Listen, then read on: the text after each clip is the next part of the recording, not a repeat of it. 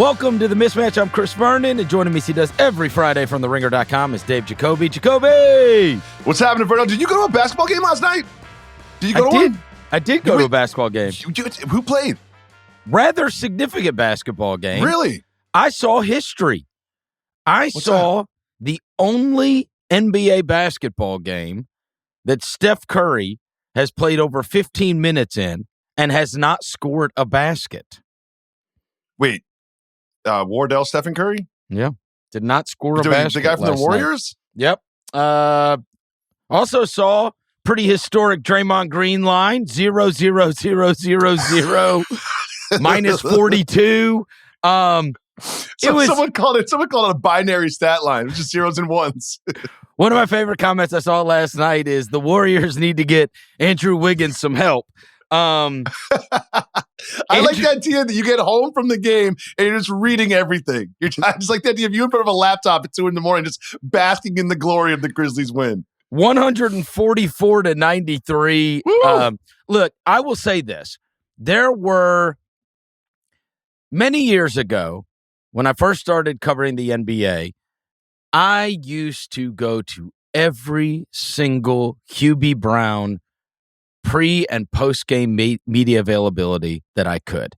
And I felt like because he was a clinician by trade, he was the guy that other NBA coaches and college coaches and high school coaches around the country bowed the knee to and would listen to him do clinics about basketball. And so he could never get that out of him. As he spoke to you about the game, he was explaining to you basketball every single time. And it's something I've valued very greatly throughout my career and many things that I reference over time. And not all of them are things that stick with you. And you might be, and some people might roll their eyes at, but there's one that has always stood out to me.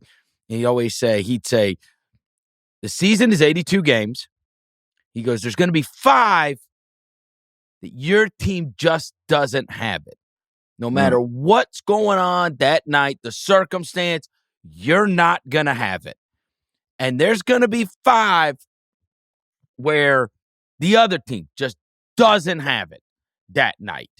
He goes, and then there's going to be the other 72. But there's going to be at least 5 either way throughout the season. And I always think about this when I see outcomes like this because they're so ridiculous.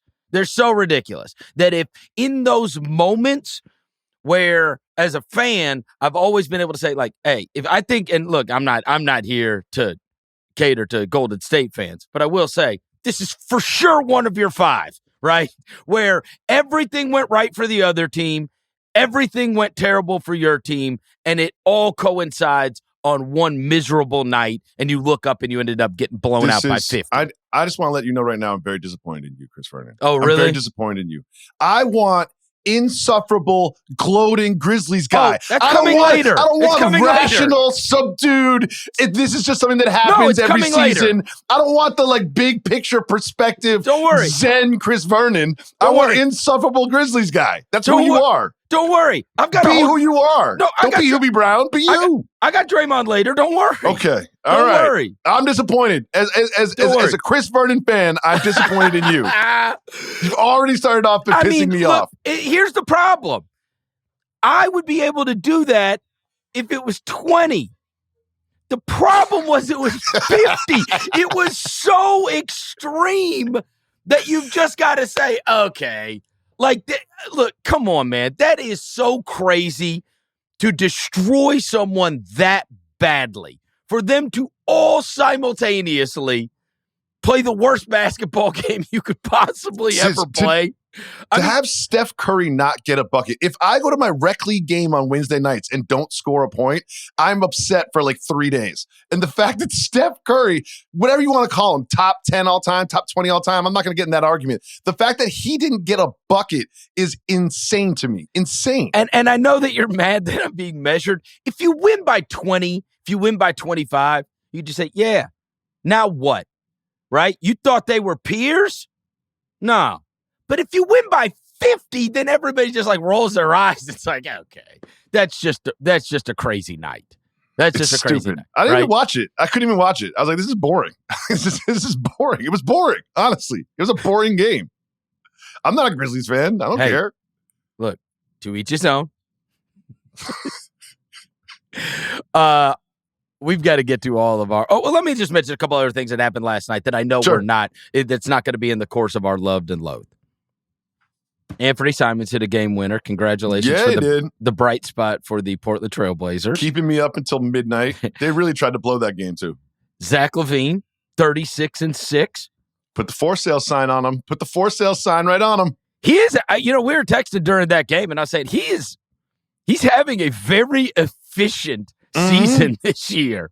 And that's what happens when you're in the trade rumors. Well, and I do think that there's going to be a lot of teams out there and go, you know what, this guy, say whatever you want about him. He is a bucket, and we could certainly use that. This is a guy that can go get his own offense, and he's also he has been able to play within the team concept with this team. It's not just all him. I mean, they've been a really good assist team all year. They bop the ball around, and so I think that's also been good for him. It'll be interesting to see if he can evolve into, and it's made me think more about him being able to fit in with a team context with a really good team, i.e. a better Wiggins from a couple of years ago, right? Like, could he settle into a role with a team where he's actually not just the guy. He's not leading shot taker. He's not. I'm kind of starting to feel like he could be that guy, but then on the nights where you need him to take over, he could. Yeah. So I don't know. I think I'm much more positive about a Zach LaVine acquisition for a good team that's trying to become a better playoff team than I would have been maybe at the beginning of the season. Someone we're not going to talk about later, so I'll bring him up now, who's in this similar category but gets talked about a lot less, is Colin Sexton from the Jazz. Oh, I love him. I mean, people like we've talked about these trades, potential trades, and these teams that need to upgrade and need scoring, and Zach LaVine always comes up, and this and that. People talk about CJ McCollum and Brandon Ingram and this and that. Colin Sexton will make your team better. He's going to make your team better if you have. And he's always been on bad teams. Always. His whole career, he has been on bad teams, but still plays hard and had a really good game last night. Both him and Markkanen in tandem had a good game. Also want to mention SGA rebounding from what was a disastrous cup final. Second half, unbelievable last night against Orlando. 24 points. Too. 24 points in the second half, and he's 10 of 11 from the field. And so Oklahoma City able to get another win. All right, we're going to get into all of our loves and lows from the week that was.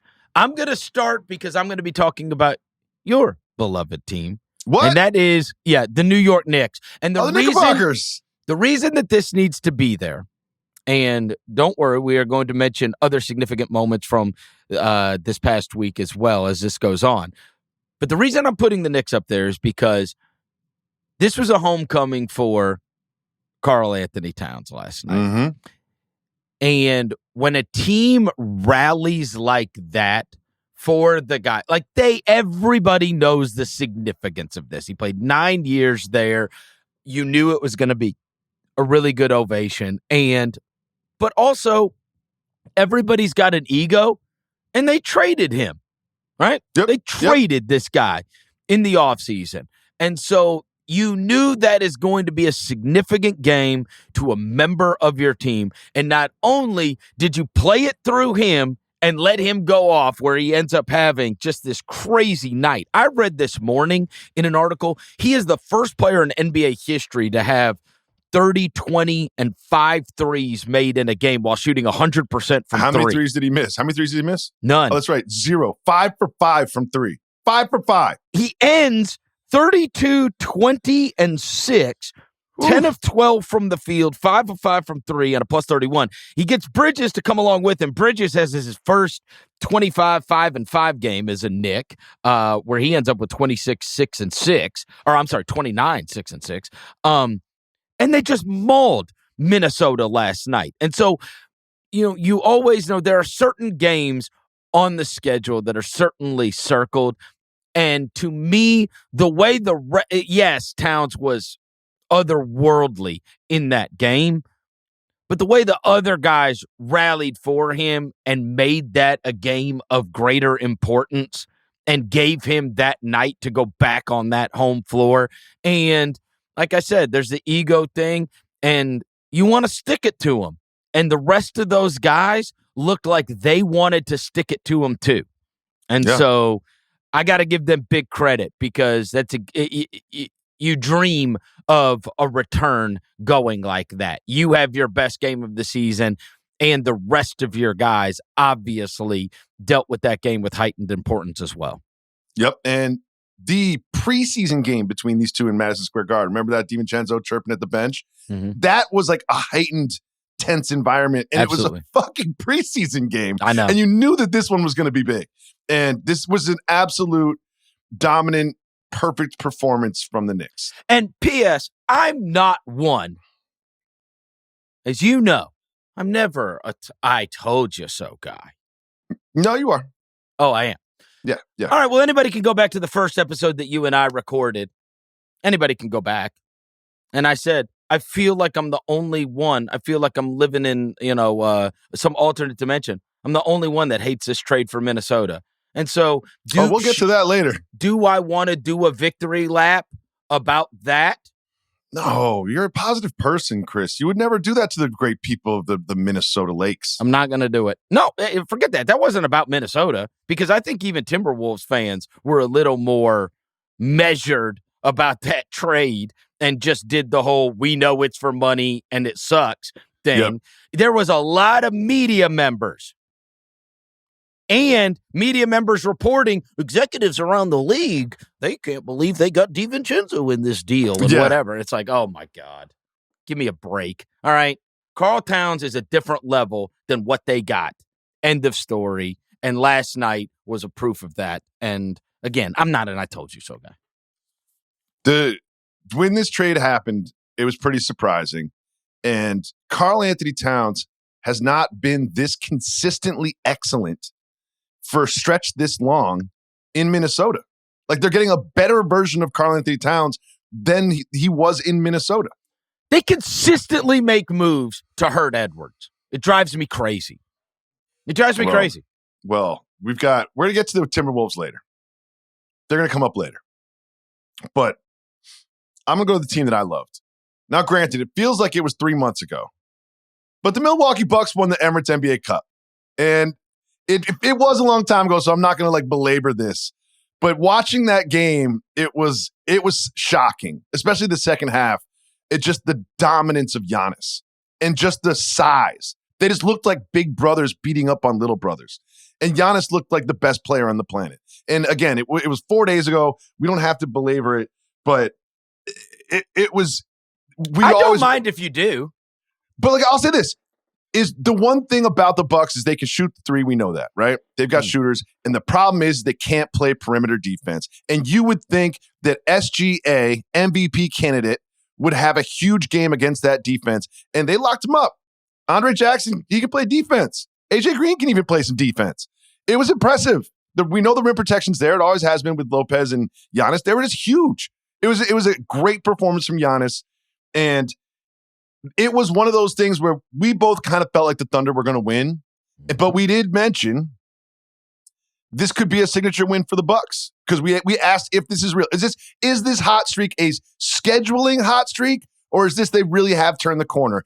And listen, I'm not going to sit here and be like the jury is still out, because the jury is still kind of out. Okay, let me just say that on my team that I loathe, which is going to be our next subject, I have Oklahoma City, and here's why.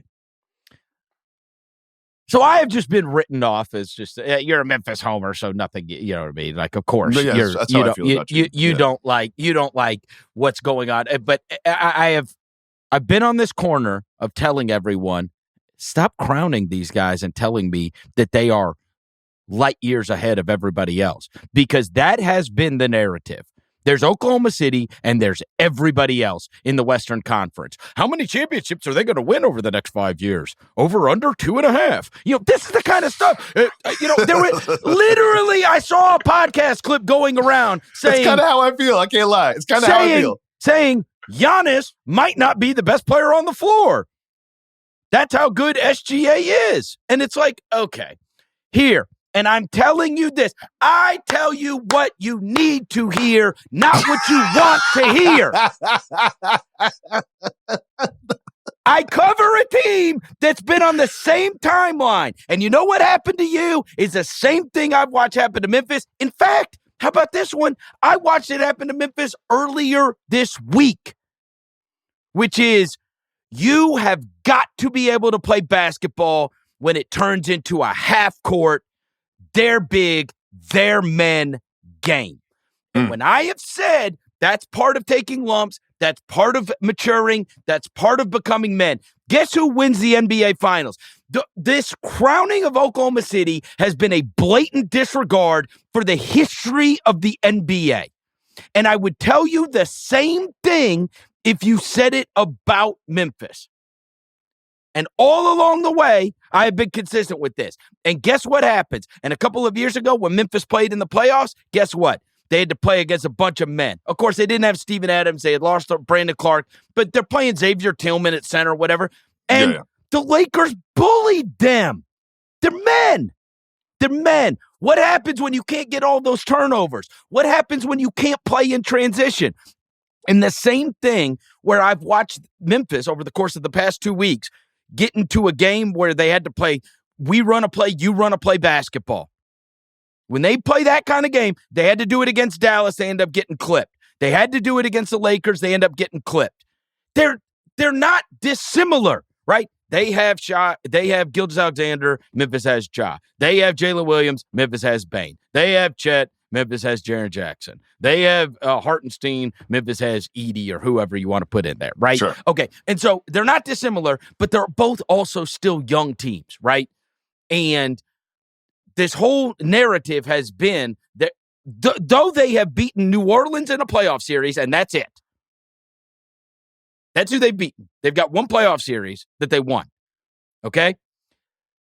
You saw in that cup final, and everybody can say, well, it's just one game. It's the biggest game of the year that we have. See, like we've sat here over and over and said these cup games mean more to people. And they've been very good in the cup, and we lauded Gilgeous-Alexander for being great in the cup. Yep. Right?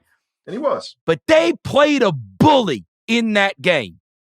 They played a bully. The same way on Sunday, I watched Anthony Davis destroy the Grizzlies. Destroy them. And bully them. They played a bully. They played Giannis in this game. And what happened? And then everybody sits there and say, look, I did the same thing. It's like, oh, well, if you're just going to shoot, like if you're just going to miss every three, that's what happens in those games. That's what happens in those games because you're mad uncomfortable because you're not getting to run up and down. And when you get to the playoffs and you're playing against these superstars and you're playing against men, trust and believe these things are going to some of these games are going to turn into wars. And that's when being a young team shows up because you've got to be able to win the wars. And that cup final, and they killed me over what I had to say about that game. That I wasn't saying this just when they lost the cup final.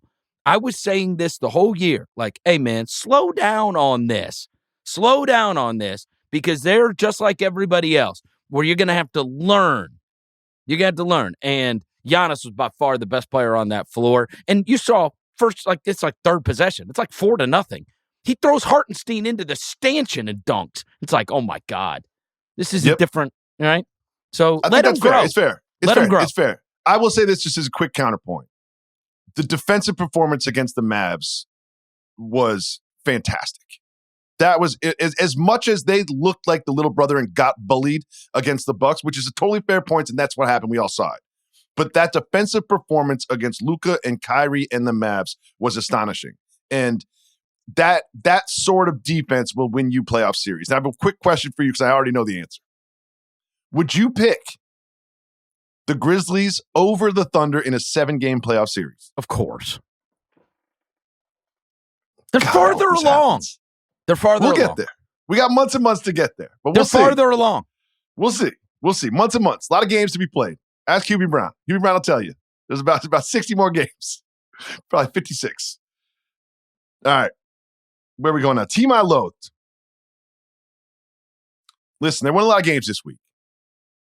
But this game,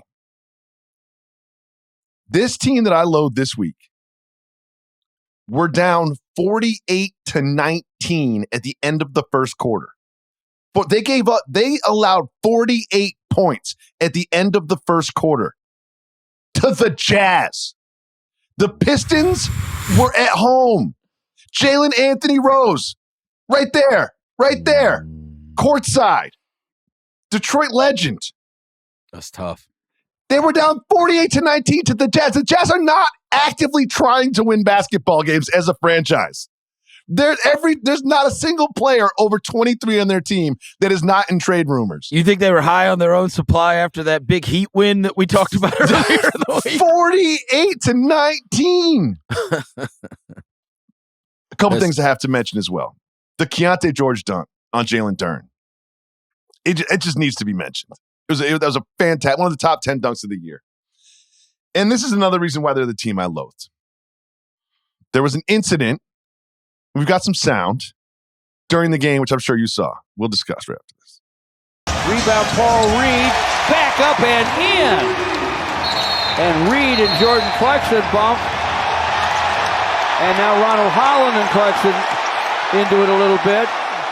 George, they're just posing. Okay. Paul Reed, B-Ball Paul. Loved by fans, loved by NBA fans. He bumps into Clarkson. He's excited. He just got a bucket. He doesn't get too many buckets. Bumps into Clarkson again. Clarkson kind of shoves him the second time. And then Ron Holland comes over and squares up, puts his fist up like he's going to fight, and then immediately backtracks like a quarterback at the snap of the ball. Like he covered like 10 yards going backwards after he put his hands up like he was going to fight. And obviously it was an NBA game, so no one threw any punches. But not only do you lose to the Jazz, you act like you're going to fight and you're not going to fight. I'm not a tough guy at all. I'm not a tough guy, right? So I'm not going to sit here and act like I want to fight somebody. I don't. My nose has been broken so many times. You can tell I've lost a couple. But I'll say this is, don't act like you're going to fight and then backtrack 10 yards. Quick. I have a theory on this.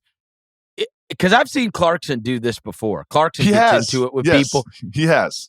I think he saw. Clarkson is great at the crazy eyes. He gets crazy eyes.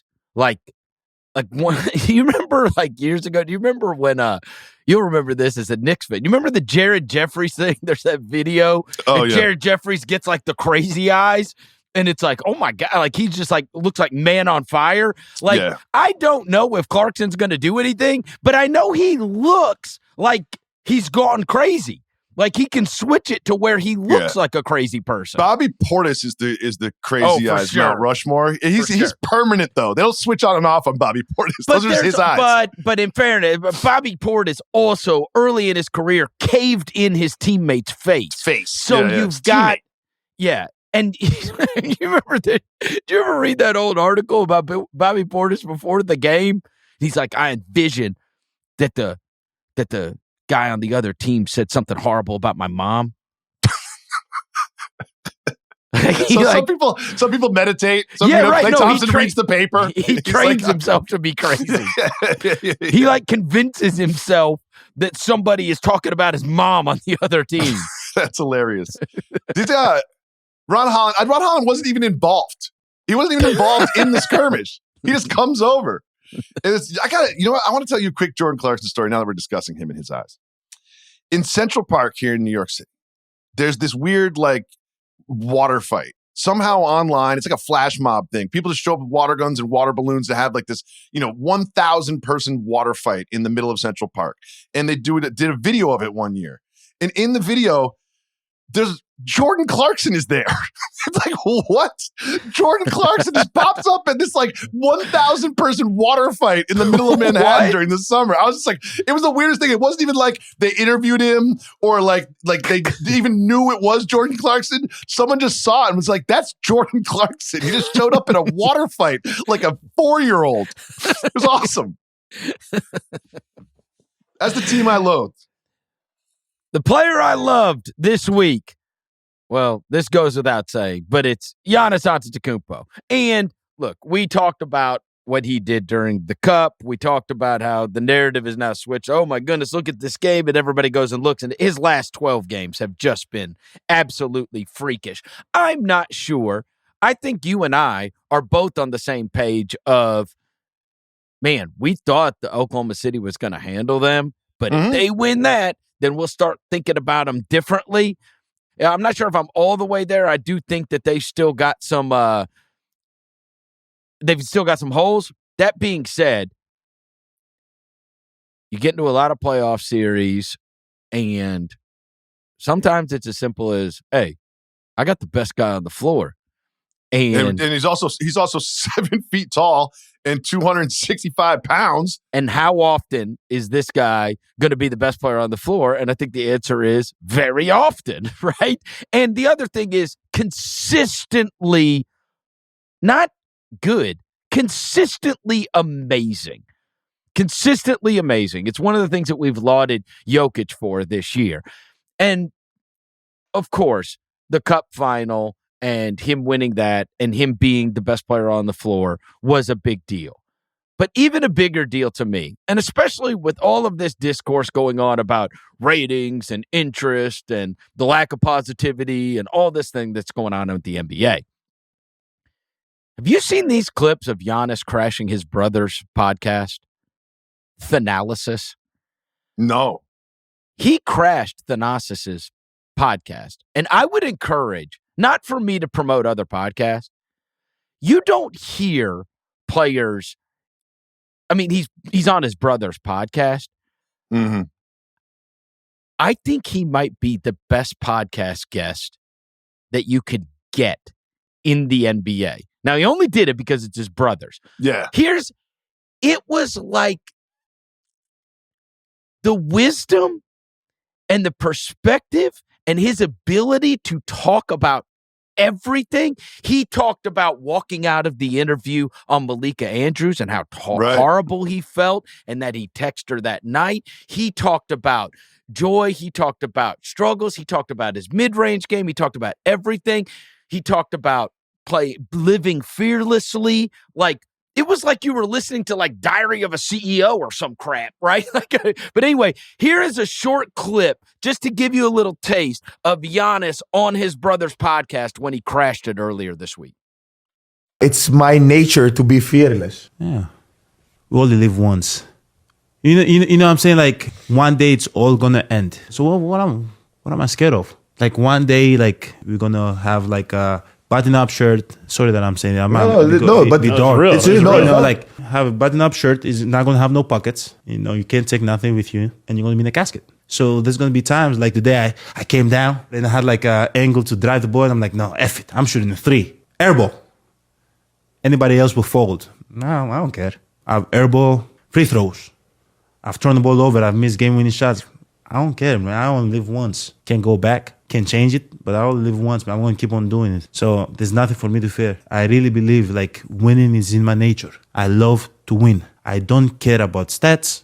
I don't care about accolades. I love to win. Winning is my nature. I approach the game with a fearless mind and a winning mentality.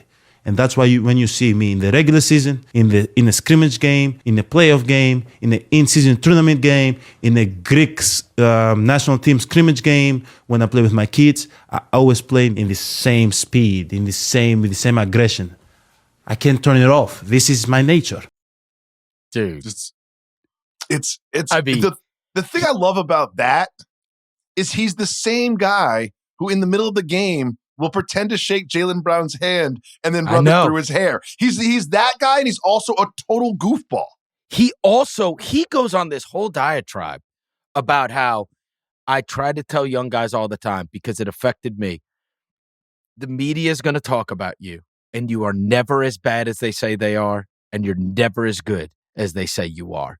And he said, and I tell this to my kids all the time, you have to fall in love with the process. That's what matters. That I'm going to try to get better every single day. He even and then he starts spouting off stats. He goes, last year, I hit 26 mid-range shots the entire season. We're 20 games into the season. I've hit 55 already. It's something I've got to add to my game. I've got to evolve. I've got to be the best version of myself.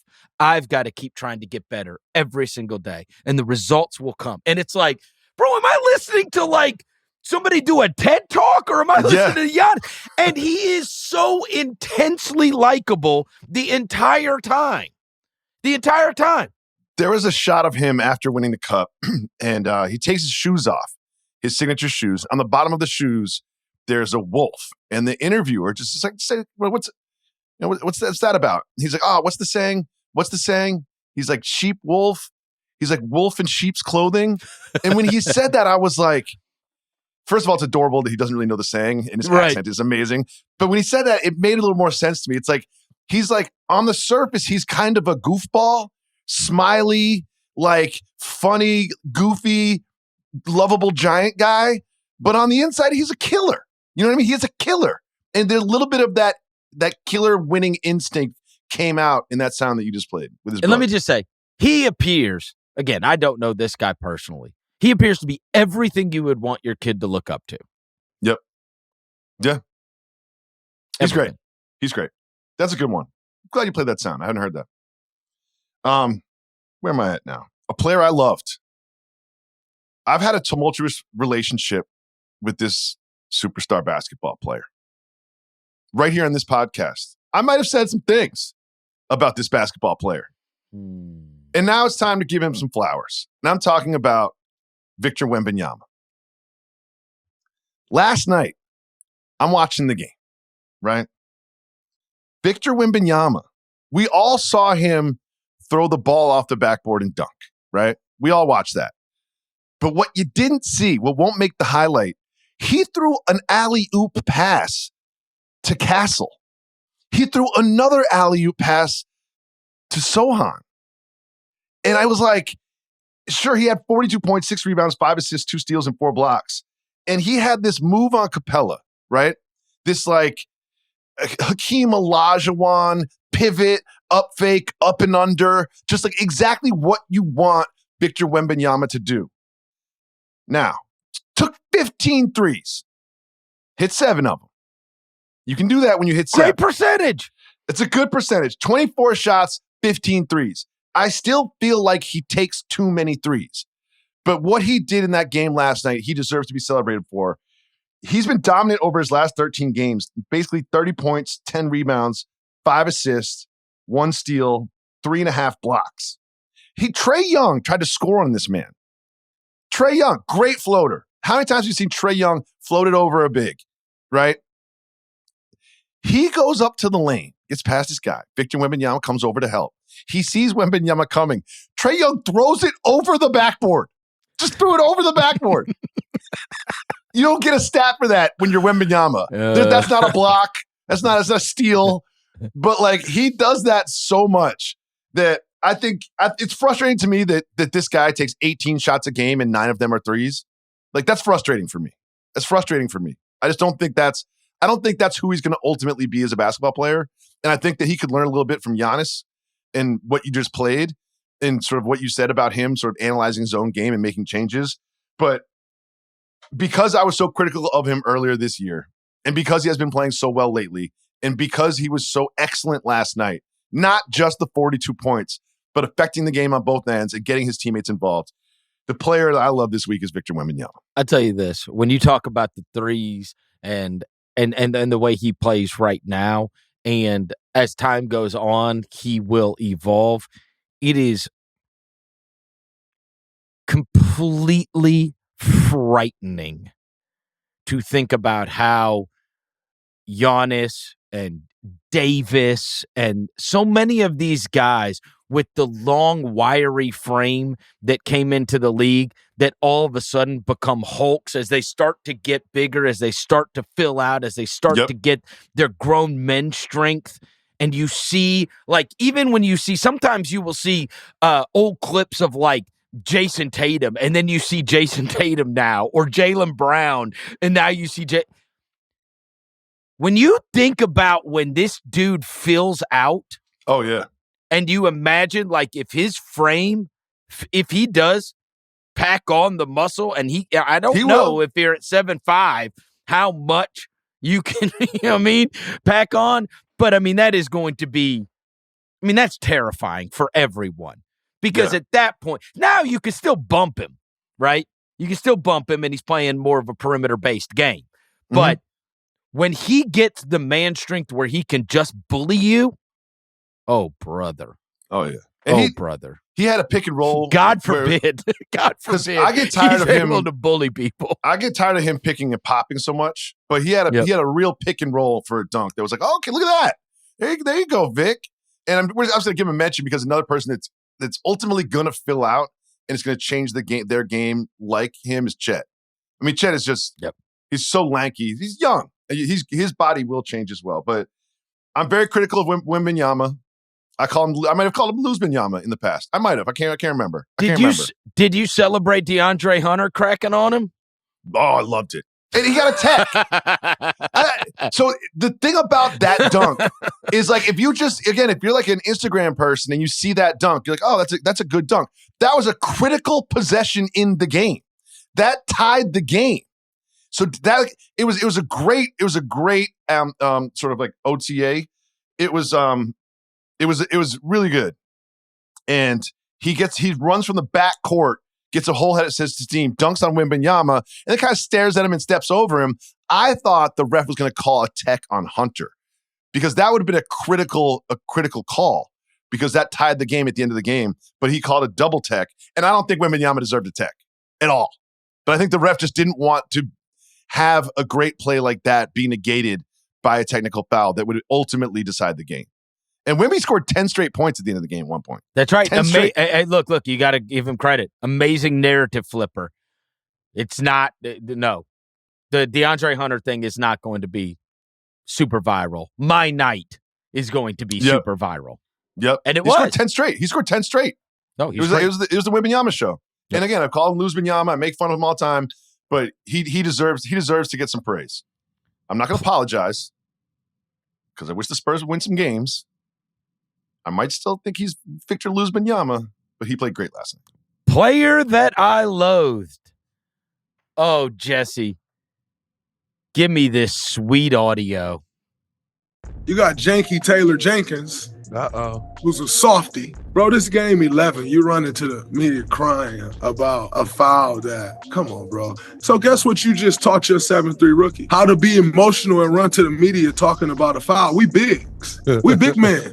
You don't run to the media talking about a foul. You a big man. He's supposed to protect Ja Morant. You set him up to where Ja Morant gonna be to protect him. He's big enough to possibly have fooled people that he could be a little tough. And now nobody believe you. Now Joel Embiid gonna try to put his chest into the stanchion just to see I think he might be a little soft. Ooh. Yeah, they gonna try him now. Everybody gonna try him. Y'all gotta stop breeding these soft dudes, man. Stop making these guys turn out to be snitches and soft and going to tell because you are a big man. All right, that is from the Draymond Green podcast. This was after the Golden State Warriors played against the Memphis Grizzlies earlier this year. Draymond Green last night in 19 minutes, 0 points, 0 rebounds, 0 assists, 4 turnovers, and a minus 42 in the game. Is that bad? I've told people this many times, Jacoby, but podcasting can be a dangerous game. Called him Janky Taylor Jenkins, and this is by the way, this is because as Zach Edey was running away from a play, Draymond Green grabbed his foot in the game. That's what that was about. That happened earlier this year. And then last night, as Draymond Green almost had a bucket, Ja Morant pinned it against the backboard. And if you keep on watching that highlight, then Draymond, of course, he's mad because he's just been humiliated in front of 18,000 people. He goes down to the other end, and what does he do? He starts extending his arms. He starts to try to go into Zach Edey's chest. Zach Edey doesn't move a bit and starts staring at him. So he's testing the rookie. Whistle. Draymond Green loses his mind. Now he's the one, interestingly enough, going to the ref, going to the ref saying, no, that's not on me, that's not on me. So he was trying to get into a tussle because he was mad that he got blocked by Morant, and so now he's trying to get physical with Zach Edey. Zach Edey wants no part of it. I mean, he's saying they're breeding soft guys, and that, you can't do this, and Janky Taylor Jenkins going to the media, whatever else. Said the Grizzlies are snitches. Yeah, and his team got beat by 50. Oh, it was only 50? They got beat by 51. I'm sorry. 51. 51. Yeah. We have to be journalistically accurate. I mean, look, that happened. That podcast happened, and then his team got beat by 51, and he had the worst game of his life. I mean, it is what it is, as they say. My God, that was amazing. Because be not dismayed. They all have an awareness. That podcast and that clip went around everywhere. And you know what it was met with? It was met with all the people saying, yeah, right? F Memphis. Draymond's right. League's too soft now. Draymond's right. Blah, blah, blah. I guess we saw what the outcome was last night, because his team really rallied for him after his podcast about Janky Taylor Jenkins breeding softies. The Grizzlies breeding softies in breeding Memphis. softies. Breeding softies in Memphis. I'll say this about Draymond Green. He's going to have a very long, very lucrative, and very entertaining media career. Yep. He will. He will. This won't be the last time that he speaks into a microphone. But it's a tough spot. It is. The timing. Spot. Timing's not great. I mean, the timing's not great. You would like to win that game after that clip goes viral. You would like to win the game. Taylor Jenkins is breeding. Janky Taylor Jenkins is breeding softies, and then you get beat by 51. Okay. I for one am looking forward to the podcast that he is going to put out. Oh yeah. That'll be the first Draymond Green podcast you listen to from front to back. You're not even going to skip forward through the ads. You're going to listen to it twice. It's a hit record. I'm going to frame the transcript. Get it tattooed on yourself. Player that I loathed. Julius Randle. He's not a Knick anymore. Well, let me tell you. You're not allowed to do this. So this is what really he's always bothered me as a basketball player. But we talked earlier about Karl Anthony Towns and how this was a big game and the implications and the trade. And he was asked about the game, the importance of the game before the game, and he did something that always bothers me. Here he is. Season game against help with that at all? I didn't play. Well, you were there, but being around the team, that. No, I didn't play. What was your secret to making it only a game and not a big deal like it was against the Bulls? What's my secret? Well, I'm gonna go home, play with my kids. I'm gonna eat some food. I'll probably watch a show. You watching Landman? Have you seen that? No, heard of it. Heard of it? Great show. Yeah, great show. And I'm gonna sleep. I'm gonna wake up in the morning. I'm gonna come and shoot around, probably get a little treatment. And then I'm gonna shoot. And then I'm gonna go home and have some breakfast and take a nap. And then I'm gonna go to the arena and play the game. I hate it when players act like big games are just another game. We all know the implications of this one. And that bothered me, but nothing bothered me more than this. This is Stefan Bondi reported this. After the game, he did not exchange handshakes with his former teammates, men that he has worked with for years, been to wars with, just didn't even shake hands at midcourt, just went right to the locker room. Did not, just ignored all of the Knicks like he didn't even know them. And then after the game, here's what the leader of the team, Anthony Edwards, had to say, quote, "We don't have no identity. We know I'm going to shoot a bunch of shots. We know Juke going to shoot a bunch of shots. That's all we know. We don't really know anything else. It's not on the coaches at all. It's on us." And listen, if you look at his numbers, the counting stats, 20 points, 6.7 rebounds, and 4 assists. Those sound good. But when you watch the game, you constantly see him missing a shot and watching his defensive assignment get behind him, Mikal Bridges last night, and get easy buckets. It is just so frustrating to experience the Julius Randle experience as a fan of that team. And I am sure the people of Minnesota watched that game last night and said, we traded that guy for those two guys? You can't help but feel that way. Yeah, they really rallied around Randle and DiVincenzo. So I guess Randle and DiVincenzo didn't make a big deal out of it. So neither did any of their teammates. Right? And they didn't even say hi to his friends. The most important thing that I took out of that sound clip that you played, though, Jacoby, is actually going to surprise you. With the landman part? I haven't seen the show. Yeah, it's this realization. I mean, this is a wave, and I've got to watch it. Really? Yeah, my dad, who is, my dad's 77 years old, and my dad called me last week and was like, do you watch Landman? What is it about? He's like, it's Billy Bob Thornton. It's a Taylor Sheridan show. He's like, you got to watch Landman. And then, really? and then Simmons and Chris Ryan were talking about it. And now Julius Randle's talking about it. Like, I got to watch it. I've never heard of this show. I've never heard of this show. Landman. I've got to watch it. It's a wave. Everybody's watching Landman. My dad is watching Landman. Listen, we're not doing this show again until after Christmas. So we'll give each other some homework. Let's watch a little Landman. We'll have a Landman update the day after Christmas. After we go through all the games, we'll have a Landman review. Yeah, we got to catch up on Landman. I guess I do. Julius Randle loves it. Shout out Julius Randle. Thing that I loved this week, the Hall of Fame class announcement. So the reason I love the Hall of Fame class announcement is because it puts into view something that I think is relevant to conversations that we have had recently. So notable first-time nominees include Carmelo Anthony, Sue Bird, Dwight Howard, Marc Gasol, Maya Moore, Amari Stoudemire, like all manner of different guys. I don't want to leave anybody out. Billy Donovan's on there, Mark Few's on there, Sylvia Fowles is on there. There's a bunch, right?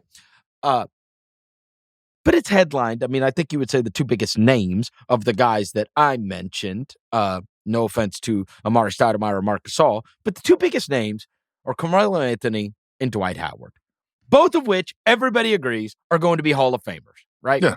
Okay, yeah. Carmelo Anthony.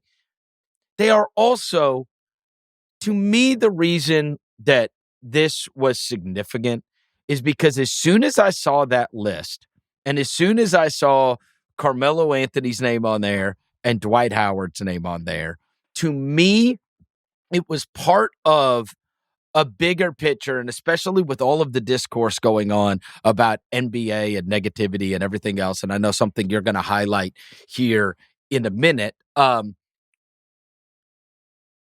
When I say Carmelo Anthony and I say Dwight Howard, generally, people talk about what they weren't. Right? Yeah. People talk about what these are all time. I think they are shining examples of what people have talked about, which is this is one of the greatest players, one of the greatest scorers in NBA history. This is one of the greatest defensive players, rebounders, in NBA history, both of them. Two of the greatest players that we have had. And yet, if I bring up their names, people will talk about what they aren't. And to me, they are examples of kind of what is different about the NBA than is different about even other sports. That I don't think that happens. I don't. I think the discourse around basketball players is much different. And the reason I'm bringing this up is because they are a great example of that, right? If I say Ed Reed's going to the Hall of Fame, nobody talks about anything bad about Ed Reed. No. Or even like you know what's a good example of that is like Tim Tebow. Tim Tebow looks like a soccer player that someone just handed a football and said, you have to throw this thing. Like he was like a good college quarterback, and like he was a bad pro quarterback. But people, if you say Tim Tebow, people will talk about what a great quarterback he is. Yes, or his collegiate career or whatever else. Yeah. But I mean, I just find it fascinating, and it's headlined. It's all like, we're going to go to this all-star game, which people are trashing and whatever, and that's where they do the big thing. It's like all-star weekend, and then to me, it's going to be hilarious that it's like, and going into the Hall of Fame, and there will be the day where people will be like, oh, Carmelo Anthony was a bucket, or oh, Dwight Howard was one of the most, one of the best centers of his generation, and yet, both of those guys, if I bring them up, the first thing people will tell you is something bad about them. Yep. The Dwight Howard is soft. The Carmelo Anthony never won a ring. That's what you're going to hear. That's what you're going to hear in the barbershop. And do you feel like that happens with any other sport? I don't. I think just in general, there's that being negative is just like people's default setting a lot. But why is it not about the other? It's more so in the NBA. It's more so in the NBA. Why not with other sports? That's what I would say. Yeah. The way it is treated is different. And these are two all-time greats. We both admit these are all-time great. Carmelo Anthony and Dwight Howard are both all-time greats. They are. Yeah. And even me saying that, I will for sure get a tweet saying, what the F? They're not all-time greats. Yeah. I just love that your thing that you loved was actually something that you loathed. You can't even keep it positive. You can't even keep it positive, Chris Vernon. No. I'm saying they're all-time greats. Okay. Well, I've got two because there is nothing better. We complained in the last episode about official reviews, right? They're too long. They break the flow. Everybody knows that. However, when Bill Kennedy's involved, this is what you get. After reviewing the play, the defensive foul that was called on number 23 has been overturned. Unfortunately, the foul is now on number 9, and the Lakers will retain possession of the ball on the side. The coach's challenge is successful. He gave him the okie doke. Unfortunately, he gave the home crowd the okie doke. Bill Kennedy just can't help but just add sauce to every single thing that he says into those microphones. I love that, but that is not the thing that I love this week. At the end of the Bulls-Celtics game, big win for the Bulls. We've mentioned it. Zach LaVine played well. Celtics, home loss. Watching the end of the game, and Joe Mazzulla just loses his mind and tries to attack the referee. We've discussed in the past about how he wants fighting in the league and how he's studies jiu-jitsu, and he was asked about it in the post game. And of course, Joe Mazzulla had this to say. I just hadn't seen them in a while, so just a Merry Christmas, Happy Holidays. I wasn't sure I was going to see them before the holiday, and I just can't let a moment go by to where you wish someone, just the best, to them and theirs and their families. I love it because the tone of his voice is the exact same thing as if he was discussing like a play during the game. I just love it. He's obviously joking, but you cannot tell whatsoever. And since we're on Joe Mazzulla, there's another piece of Joe Mazzulla sound that needs to be celebrated as well. Thoughts on maybe how the game is discussed or sold that maybe is contributing to it? No, I mean, I add to that. I don't watch NBA games, so I'm just as much the problem as anyone else is. Is there a reason for that? I don't like watching the games. I don't like watching the games. He's not kidding. He's like, I don't watch NBA games. I don't watch NBA games. Joe Mazzulla is watching Landman with Julius Randle instead of watching NBA games, which some might even argue is his job. Okay, so I'm going to add a little context to this because he kept on going. He said, it's an interesting perspective talking about the threes being shot. He said, because in the NFL, people aren't like, I want to see less scoring. They're not going to make the end zone smaller. They're not going to make the field smaller. Scoring is up across other sports.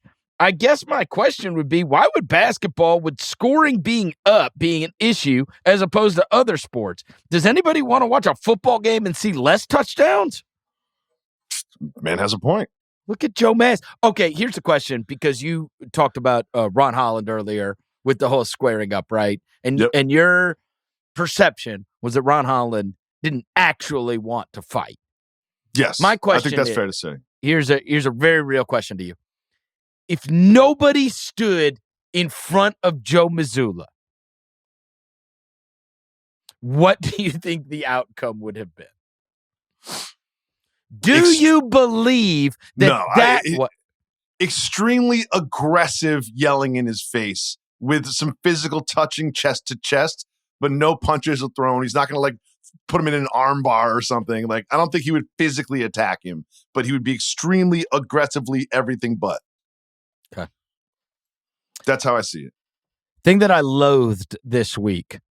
The Hornets giving that kid a PS5 and then taking it away and then having to apologize for it. So if you didn't, just explain to people that didn't hear the story, because this was a small story, but it is so hateable. Okay, so they did this bit where they have Santa Claus in the middle of the floor, and then kids are going to walk up, and then they're going to give them something from Santa's, like Santa's got a big knapsack, and he's going to pull it out, and he's going to give it to him. So at one point, a kid walks up, and they say, hey, Johnny, I don't know the kid's name, says here, you really want a PS5. Said, here's a PS5. He gives a kid a PS5. The kid's like, yes, this is awesome, right?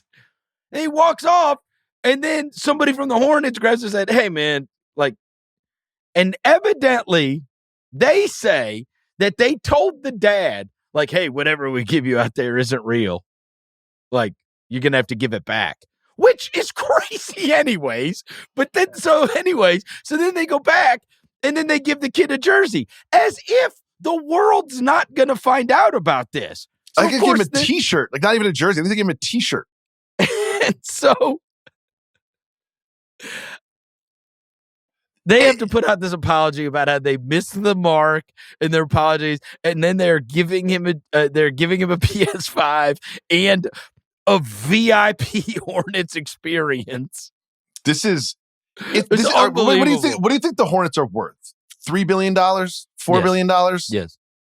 And you're going to give a kid, you make a big show about giving a kid a PS5, and then the second you get into the tunnel, you're going to take the PS5 back from him and give him a T-shirt. T-shirts that you literally shoot into the stands and give away for free. Like, to me, I guess and I know they said, look, they've apologized. They said they missed the mark. But, like, what was the point of the bit? I don't get it. Was the point of the bit to give everyone the impression that you're giving them awesome things? I don't even understand it.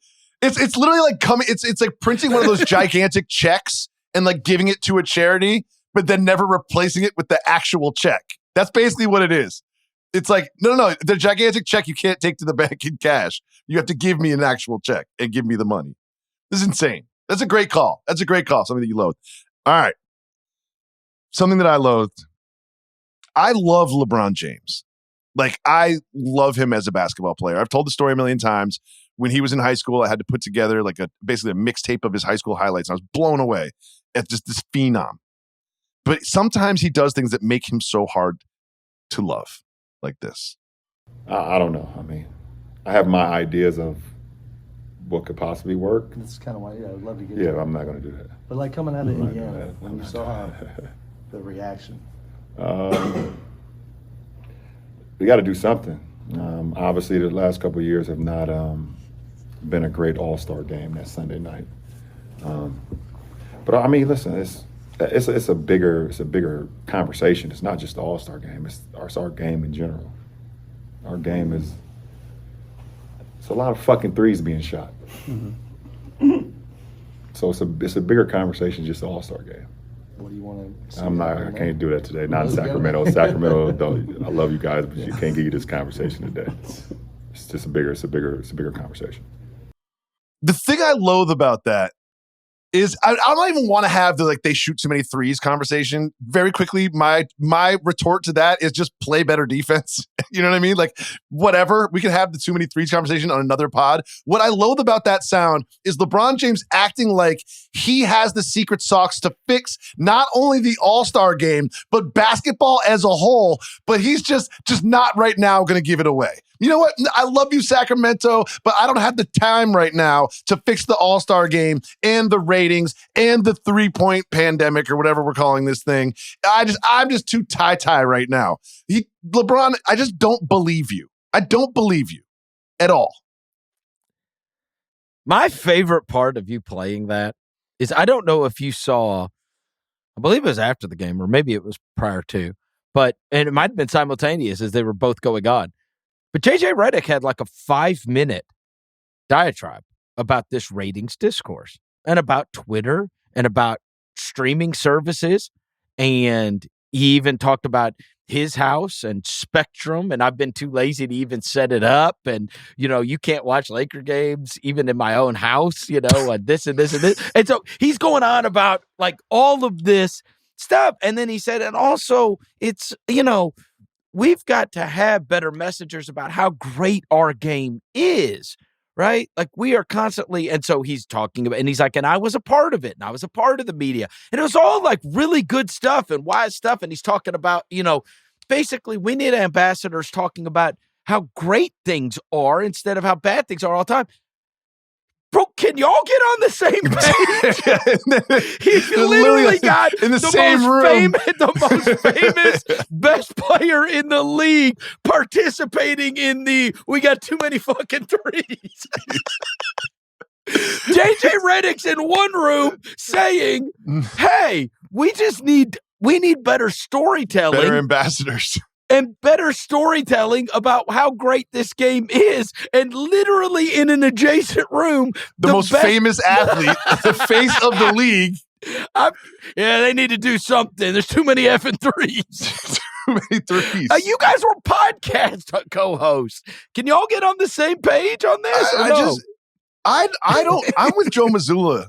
I don't mind the threes. And I really feel like if you want less threes, then play different defense. Run people off the 3-point line. That's how I feel. I don't think it's as much threes as it is in some case. To me, look, I think the games have gotten too long. I thought they did a very good thing in easing up on officiating last year. I do buy, and this is something that Silver said the other night, about the cookie cutter, everybody kind of playing in many cases the same way, right? That it's all drive a kick, drive a kick, drive a kick. And so it becomes, right, that there's not as many teams playing different styles as much anymore. That everybody's trying to get, everything is rim rate and 3-point rate and corner threes. And like, so everybody's playing the same kind of basketball. Well, our colleague that you hate for some reason, who? Kirk Goldsberry, has done some really good work. Unfair. Has done some really good work that you probably don't even respect or pay attention to because you hate him so much about sort of shot selection and how it's changed over time.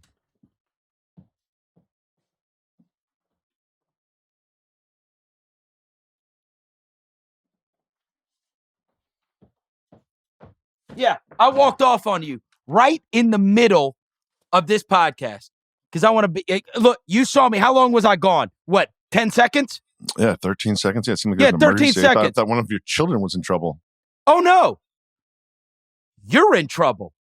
Because you're going to show me Kirk's book. That's what you're going to do. You're all right, let me see. Let me see the spine. Let me see the spine of the book. Show me didn't read it. Didn't read it. In 13 seconds time, I went and grabbed Kirk Goldsberry's book. That's how important Kirk Goldsberry has been to me. So you could go to hell. You didn't read that book. You didn't read that book. He sent it to you for free. No, he sent it to you for free, so you tweet about it, and you did not read that book. That book has not been read. I know it. I read books. Cover. I know what read books look like. That is a brand new book that you bought. So when people come to your house, they think that you know things about basketball. I've read that cover to cover. I love every book with illustrations. Stop it. Let me guess. You've got notes in the margins. You took a highlighter out. Many notes. Please. Please. You did not read that book. You didn't even look at it. You did not read that book. You did not. It's the most influential book that I've ever read. It has shaped my views on basketball, and I love Kirk Goldsberry. Well, listen, I've got an announcement. Make that clear. A couple things. Number one, we'll be back the day after Christmas, not next Tuesday. The day after Christmas, we'll be wrapping up the games, and then you're going to go on a little family time, little family vacay. And while you're gone, do you know who's going to take your spot right here in the mismatch? Kirk Goldsberry. Oh, the hell he is.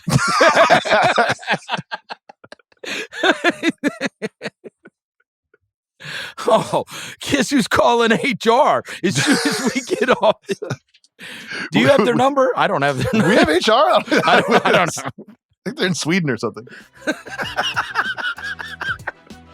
Thank you to our executive producer, Jesse Lopez, as always. Jacoby, I'll talk to you next week.